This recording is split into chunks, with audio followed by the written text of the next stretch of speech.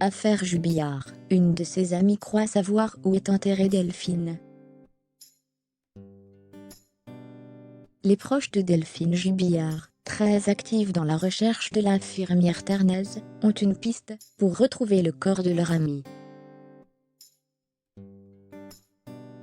Une théorie que les enquêteurs ont bien notée, mais qui est très complexe. En 18 mois d'enquête, Delphine Jubillard n'a toujours pas été retrouvée.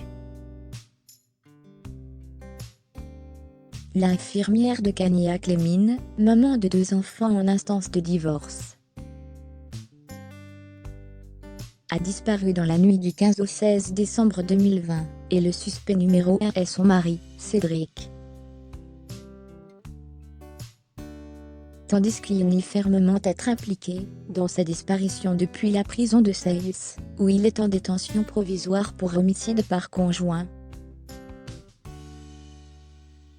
Les autorités s'affairent à retrouver une trace de son corps, ce qui permettrait de faire un immense bond dans l'affaire.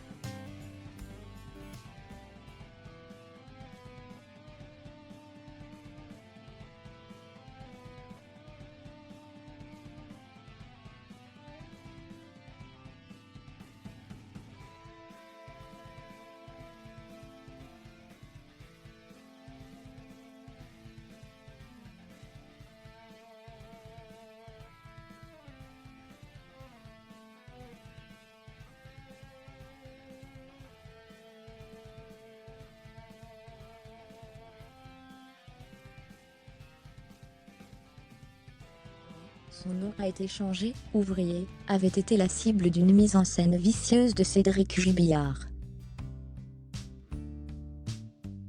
Il l'avait accusé d'avoir volé une plaque de fer, sous-entendant qu'elle aurait servi à cacher le corps de sa femme. De son côté, son épouse participe régulièrement aux battues pour retrouver une trace de la trentenaire.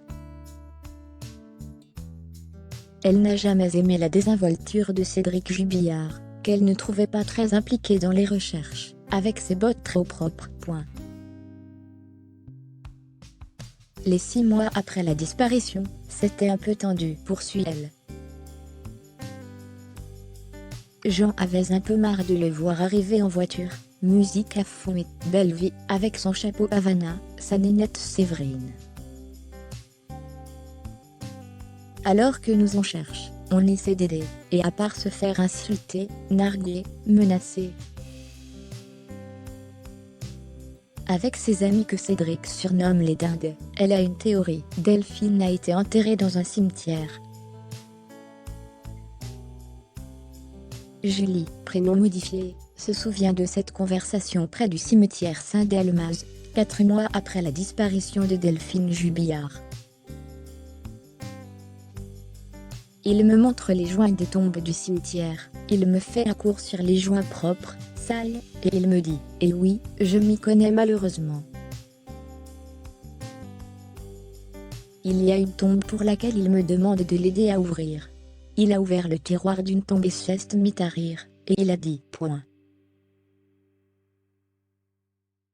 Putain, Julie merci, maintenant il y a tes empreintes avec les miennes, et il rigole.